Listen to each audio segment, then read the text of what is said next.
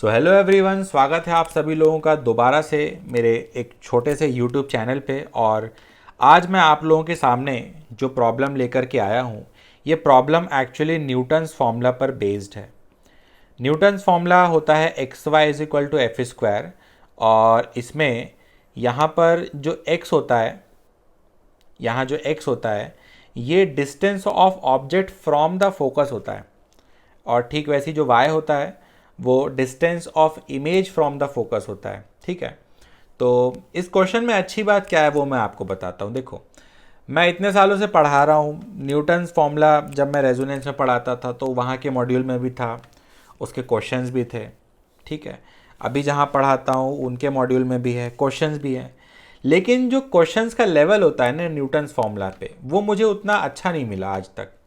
मतलब इतने सारे क्वेश्चंस मैंने लगाए होंगे ऑप्टिक्स के, लेकिन कहीं पर भी मुझे ऐसा ढंग का क्वेश्चन नहीं मिलता था जो कि जिस पर न्यूटन्स फॉर्मूला लगता हो और क्वेश्चन अच्छे लेवल का होता हो। तो पहली बार मुझे ऐसा कोई सवाल मिला है जिस पे न्यूटन्स फॉर्मूला अप्लाई हो रहा है, और मज़े की बात है कि क्वेश्चन बहुत शानदार है। क्वेश्चन अगेन जो है पाथफाइंडर का रे ऑप्टिक्स का सवाल है, और इतनी देर में जो मैंने बातें की, हो सकता है कई बच्चों ने ट्राई भी कर लिया होगा वीडियो पॉज मार के, या फिर हो सकता है ना किया हो। ठीक, तो पहली बात तो ये समझो कि क्लिक कैसे करता है कि न्यूटन्स फॉर्मूला अप्लाई करना है। तो बड़ा सिंपल है कि जो न्यूटन्स फॉर्मूला होता है उसमें ये जो डिस्टेंस होता है, ये डिस्टेंस फोकस से होता है। तो जब भी कहीं किसी क्वेश्चन में ऐसी बात हो रही हो कि डिस्टेंस फोकस से मेजर करना है या फोकस से डिस्टेंस दिया हो, तो आपको तुरंत एकदम तुरंत क्लिक करना चाहिए कि न्यूटन्स फॉर्मूला यहाँ पर यूज़ किया जा सकता है। ठीक, तो इस क्वेश्चन को सॉल्व करने के लिए मैं न्यूटन्स फॉर्मूला ही यूज़ करूँगा। तो क्वेश्चन मान के चलता हूँ आपने पढ़ लिया है, अब मैं इसका सॉल्यूशन स्टार्ट करने जा रहा हूँ। तो देखो बच्चों, सॉल्यूशन स्टार्ट करते हैं। तो किसी इंस्टेंट ऑफ टाइम पर ऑब्जेक्ट को मैंने यहाँ मान लिया और यहाँ से एक परपेंडिकुलर ड्रॉप किया। तो ये जो डिस्टेंस है, ये डिस्टेंस हो जाना चाहिए r cos theta. R for radius है, और जो रेडियस है वो हमको दे रखा है, रेडियस एफ बाई टू के इक्वल है। तो ये हो जाता होगा F by two cos theta. और ठीक वैसे ही ये जो वर्टिकल वाला है, जिसको कि मैं हाइट ऑफ ऑब्जेक्ट की तरह ट्रीट कर सकता हूँ, ये F by two sine theta हो जाता होगा। ठीक है, अब जैसे कि आप देख सकते हो यहाँ पर जो ऑब्जेक्ट है वो फोकस और लेंस के बीच में है, इस वजह से यहाँ पर जो इमेज होती होगी वो वर्चुअल बनती होगी। तो यहाँ कहीं पर मैंने इमेज मान लिया, ये इमेज है, ये ऑब्जेक्ट था। तो इमेज को मैंने मान लिया, इमेज के कोऑर्डिनेट्स एक्स कॉमा वाई है। एक्स कॉमा वाई मैं क्यों मान रहा हूँ, क्योंकि मुझे लोकस भी पता करना है, क्वेश्चन में लिखा हुआ था, तो इसलिए मैंने एक्स कॉमा वाई माना है। मतलब ये जो पूरी हाइट है ये हो गई वाई, और ये जो डिस्टेंस है इसको मैं एक्स बोल सकता हूँ। ठीक है, अब यूज़ करूँगा मैं न्यूटन्स फार्मूला, और न्यूटन्स फार्मूला क्या कहता है, x y is equal to f square, ऐसा बोलता है। अब देखो यहाँ पर दो दो एक्स हो चुके हैं, तो कंफ्यूज मत होना। हाँ, वो जो कैपिटल एक्स और कैपिटल वाई हैं वो न्यूटन्स फॉर्मूले वाले हैं, और वो मैं अभी मिटा भी दूंगा सो दैट कि आगे जाके कन्फ्यूजन ना रहे। बस फॉर्मूला यूज़ कर रहा हूँ मैं, और कुछ नहीं कर रहा। एक और ज़रूरी बात, ये जो एक्स और वाई होते हैं ये ऑब्जेक्ट का डिस्टेंस या इमेज का डिस्टेंस फ्रॉम द फोकस तो होता ही है, साथ ही साथ ये अलोंग द प्रिंसिपल एक्सिस वाला डिस्टेंस होता है। कहने का मतलब मेरा ये है कि कोई बच्चा ये मत कर देना कि तुम बोलो कि देखो सर ने कहा कि x जो है वो ऑब्जेक्ट का डिस्टेंस है फ्रॉम द फोकस, तो पता चले कोई बच्चा ये रख दे, बोल दे कि ये ऑब्जेक्ट है, ये फोकस है, और ये इनके बीच का डिस्टेंस जो है वो एफ बाई टू है। तो ये मत रख देना, ये वाला डिस्टेंस नहीं रखते न्यूटन्स फार्मूला में, यही वाला रखते हैं, ये वाला प्रिंसिपल एक्सिस वाला। ठीक है, तो x की जगह मैं क्या रखूँगा, x की जगह में रखा मैंने F by two cos theta. ठीक, और y की जगह क्या रखूँगा, y की जगह रखूँगा मैं ये वाला डिस्टेंस, ये वाला distance, location of image along the principal axis from focus. तो ये वाला डिस्टेंस कितना होगा, ये वाला डिस्टेंस हो जाएगा पूरा x माइनस फोकल लेंथ। ठीक है, और एक नेगेटिव साइन के साथ रखूँगा क्योंकि फोकस के लेफ्ट में है, और इक्वल टू में क्या है एफ स्क्वायर। इसको सिंप्लीफाई करता हूँ अगर मैं, तो ये बनने जा रहा है x minus f is equal to -2f by cos theta. तो यहाँ से x की वैल्यू मुझे मिल गई, x is equal to f common bracket 1 - 2 by cos theta. ठीक है। अच्छा, यहाँ पर हो सकता है कोई बच्चा मन ही मन सोच रहा हो कि सर x तो नेगेटिव होता होगा, x तो नेगेटिव होता होगा। तो सही बात है, नेगेटिव होता होगा, फॉर्मूला भी यही बता रहा है। देख लो इसको, ये नेगेटिव है अपने आप में, है ना। ये जो चीज़ आई है ये अपने आप में नेगेटिव है, तो x नेगेटिव है, उसकी कोई टेंशन नहीं ले रहा है ना। क्योंकि जब हम मैथ्स यूज़ करते हैं तो हम पूरी जिम्मेदारी मैथ्स के कंधों पे छोड़ देते हैं। ऑटोमेटिकली मैथमेटिक्स खुद ही माइनस निकाल के दे देता है ना। तो यहाँ पर ऑटोमेटिकली मैथमेटिक्स की हेल्प से ये नेगेटिव ही आया है। तो पॉजिटिव होगा कि नेगेटिव होगा उसकी चिंता मुझे नहीं करनी, वो ऑटोमेटिकली आ जाता है। ठीक, ये ऊपर वाले फॉर्मूले का काम हो गया तो इसको मिटा देता हूँ, नहीं तो बिना फालतू में कन्फ्यूजन क्रिएट करेगा। तो यहाँ से x तो आ गया, अब मुझे y निकालना है। y मतलब क्या, हाइट ऑफ इमेज। तो नॉर्मली कई लोग क्या करते हैं, मैग्नीफिकेशन का फॉर्मूला लगाते हैं। मैं सिमिलर ट्रायंगल लगाता हूँ, मैं सिमिलर ट्रायंगल से खुश हूँ। ये ऑब्जेक्ट और इमेज जो हैं ये हमेशा इस लाइन पे लाई करती हैं जो कि पोल से पास करता हो।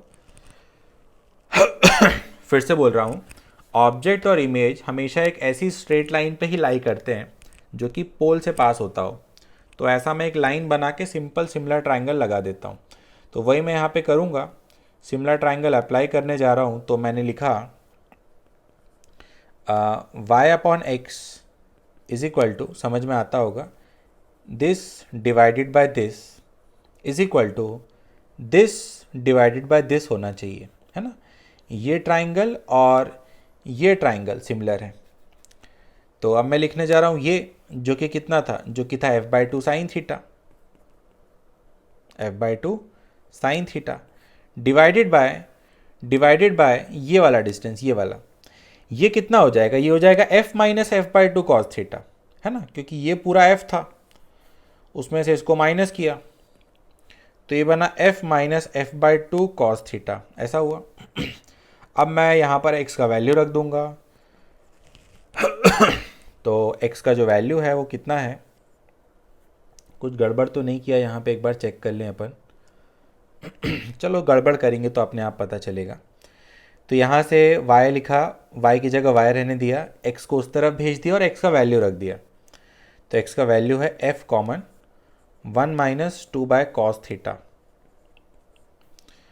ऊपर है f/2 साइन थीटा, और डिवाइड में क्या है, डिवाइड में भी आप क्या कॉमन कर सकते हो। कुछ गड़बड़ की है क्या यहाँ पे, क्योंकि चीज़ें कट नहीं रही। चलो f तो कॉमन करूँ, तो बना 1 - cos θ/2।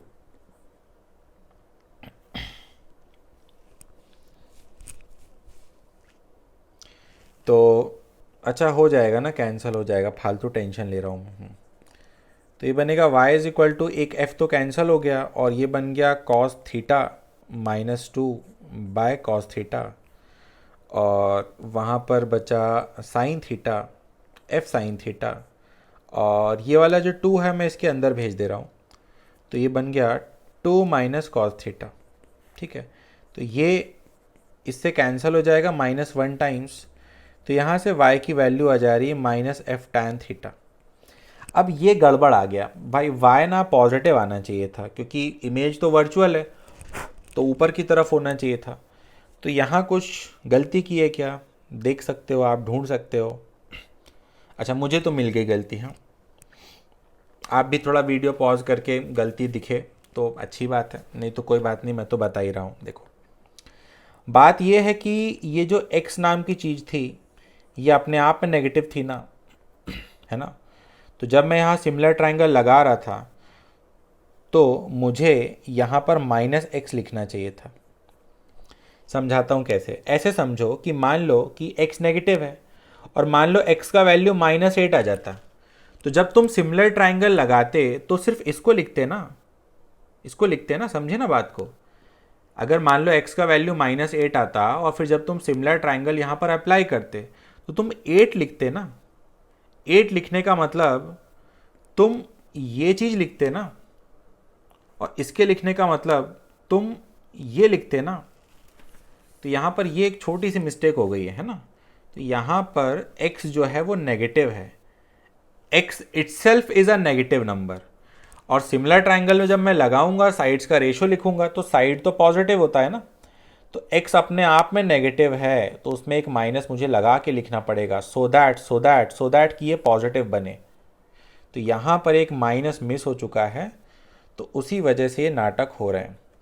अभी मान के चलता हूँ तुम लोग समझ गए होगे। तो ऐसा दोनों तरफ माइनस होगा, तो इस वजह से y कहूँगा मैं f tan थीटा है।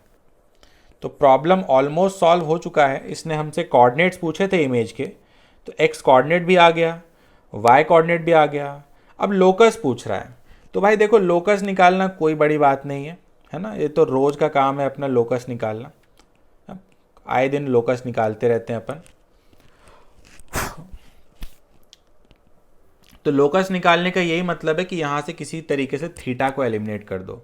तो देखो बहुत ही आसान है, वहाँ से मैंने x को उठाया which is f common bracket 1 minus 2 by cos theta. Bye cos theta को मैं लिख सकता हूँ सेक थीटा, ऐसा। इसी को सिंप्लीफाई कर रहा हूँ अब मैं, ठीक है। यहाँ पे तो लिखा x is equal to f times square root 1 minus 2 sec theta को क्या लिख सकता हूँ, square root 1 plus tan square theta, ऐसा होगा। फिर टैन थीटा का वैल्यू यहाँ से उठा के रख दूंगा, मान के चलता हूँ समझ में आता है। क्वेश्चन बहुत इजी लग रहा होगा अभी। तो 1 minus 2 square root 1 plus y square by f square, ऐसा हुआ। ये देख के मुझे हाइपरबोला जैसा लग रहा है, ठीक है। और देखो सॉल्व करते हैं तो पता चलेगा। अब मैं इसको क्या लिख सकता हूँ, इसको मैं लिख सकता हूँ 2 times square root is equal to 1 minus x by f, ऐसा हुआ, ठीक। अब मैं कर रहा हूँ दोनों तरफ स्क्वायर, तो जब मैंने दोनों तरफ स्क्वायर किया तो ये बना 4 times 1 plus y square by f square. एक काम करो ना, 4 अंदर मल्टीप्लाई कर दो, तो ये बना 4 plus 4 y square by f square is equal to 1 minus x by f का होल स्क्वायर, ऐसा बनेगा। इसी को मैं ऐसा लिख सकता हूँ एक्स बाय एफ माइनस 1 का square minus 4 times y by f का स्क्वायर इज इक्वल टू 4, ठीक है। हाँ, तो ये हाइपरबोला ही बन रहा है। तो ये बना x माइनस एफ का स्क्वायर बाय 2f का square minus y square by f square equal to 1। तो ये मैंने इसको स्टैंडर्ड फॉर्म में कन्वर्ट कर दिया, ठीक है।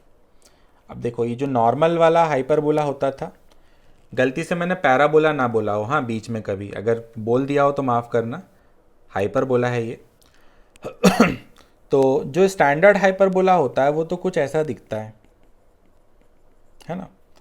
और इसका जो ग्राफ होता है स्टैंडर्ड हाइपरबोला का, ये ग्राफ कुछ इस टाइप का रहता है। अब जो स्टैंडर्ड हाइपरबोला होता है ये वाला, इसको और इसको कंपेयर करो तो आपको समझ में आना चाहिए कि देखो y में तो कोई चेंज हुआ नहीं है, जो भी चेंज हुआ है x में हुआ है। और इसको देख के आप इजीली बता सकते हो कि जो ग्राफ है वो x में शिफ्ट हो चुका है। और कितने से शिफ्ट हुआ है, f से शिफ्ट हुआ है। तो बड़ा सिंपल है, इस ग्राफ को शिफ्ट कर दो x में।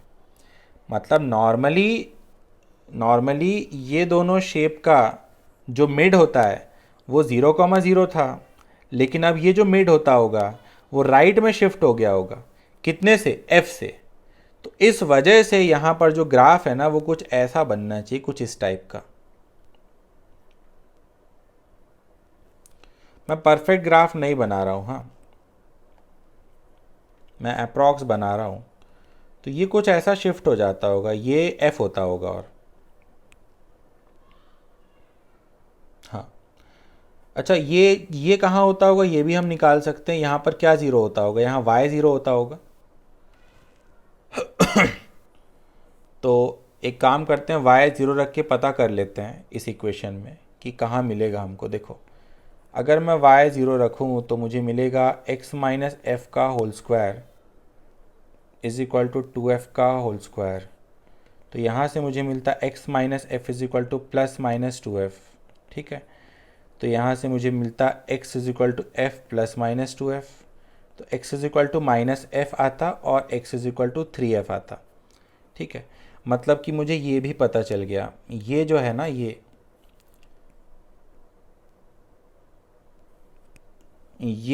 कहानी ये होती होगी माइनस एफ़ और ये होता होगा 3f। एक बार चेक भी कर लूँ, मिड पे होना चाहिए। ठीक है, सही है, सब कुछ सही है। तो बोलते बोलते कि परफेक्ट ग्राफ नहीं बना रहा हूँ, लगभग लगभग परफेक्ट ही बन गया। ठीक है, तो ये प्रॉब्लम मान के चलो अपन ने सॉल्व कर लिया, और देखते हैं कुछ मिस तो नहीं किया। नहीं। अब घड़ी आ चुकी है आंसर चेक करने की, है ना। तो आंसर देखा जाए इसका। 24 नंबर सवाल था पाथ फाइंडर का। पहले एक्स चेक करूं, एक्स सही है, सही है। ठीक है, वाई चेक करें, वाई भी सही है। ग्राफ चेक करें, पूरा ग्राफ नहीं बनाया मैंने, इन लोगों ने टेंजेंट भी बनाया। वो टेंजेंट बनाना कोई बड़ी बात नहीं है, आप भी बना सकते हो ऐसे। ठीक, तो वो मैंने नहीं बनाया, मैं बस कोऑर्डिनेट्स चेक कर रहा हूँ, है ना। तो ये माइनस एफ़ है, ये एफ़ है, तो सब कुछ सही है। तो मान के चलता हूँ क्वेश्चन आपको अच्छा लगा होगा। मिलते हैं नेक्स्ट वीडियो में। All the best.